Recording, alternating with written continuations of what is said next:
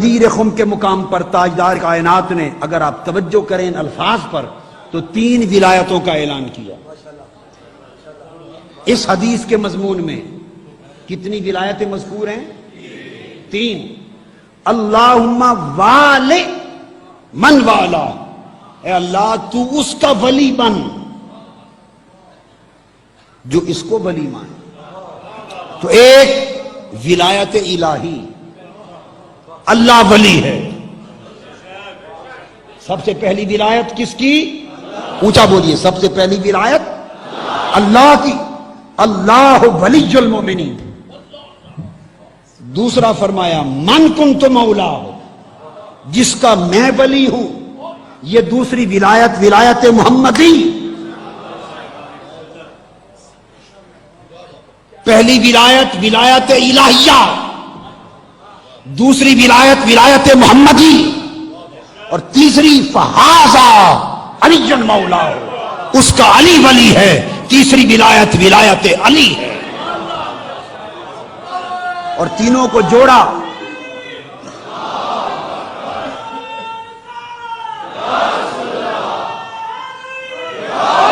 اور تینوں کو جوڑا اس طرز سے، اس اسلوب سے، دیکھیں نا شروع ہوتی ہے اس اسلوب سے جوڑا کہ جو ولایت علی کا منکر ہے وہ ولایت محمدی کا منکر ہے، جو ولایت محمدی کا منکر ہے وہ ولایت خدا کا منکر ہے،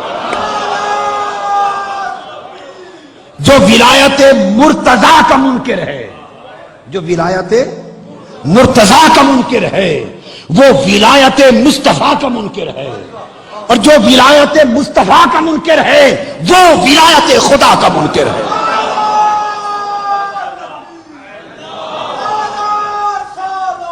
اب پتہ چلا کہ ولایت مصطفیٰ بھی علی سے اور ولایت خدا بھی علی سے۔ سو جس نے مصطفیٰ کی بارگاہ تک جانا ہے علی سے جائے، جس نے خدا تک پہنچنا ہے علی کے در سے جائے۔ علی کے بغیر نہ مصطفیٰ ملتا ہے نہ خدا ملتا ہے۔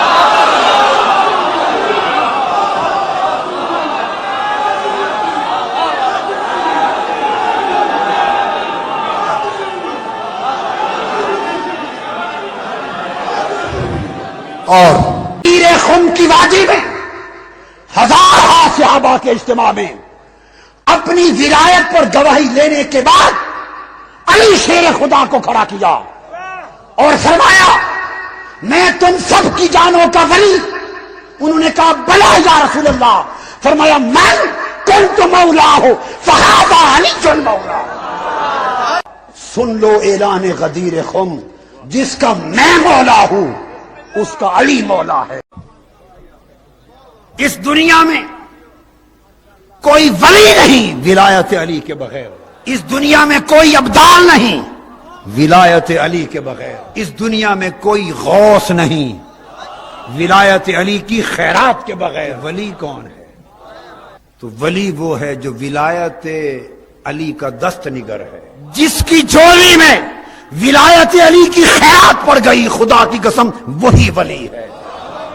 اس علی کے بارے میں اللہ کے نبی نے فرمایا من کنت مولاہ فعلی مولاہ، جس کا میں مولا ہوں علی اس کا مولا ہے۔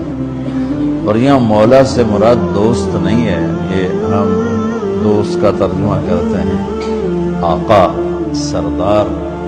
جس کا میں سردار ہوں علی اس کے سردار ہیں۔ اس کے پیچھے ایک کافی پس منظر میں بہت سی چیزیں ہیں، ان کی صفائی کرنے کے لیے میرے نبی نے غدیر خم پر یہ حدیث بیان فرمائی خطبے میں کہ جس کا میں مولا ہوں اس کا علی مولا ہے۔ تو یہ چند دن پہلے مجھے خیال آیا کہ ہمیں حضرت علی نہیں کہنا چاہیے، ہمیں مولا علی کہنا چاہیے۔ اس علی کے بارے میں اللہ کہ میرا نبی ہمیں ان کو ہمارا مولا بنا کے گئے۔ ہم سمجھتے ہیں صرف یہ شیعہ کہتے ہیں مولا، وہ صحیح کہتے ہیں من کنت مولاہ فعلی مولاہ۔ آپ سب کے 6 روپے میں حیرانی دیکھ رہا ہوں،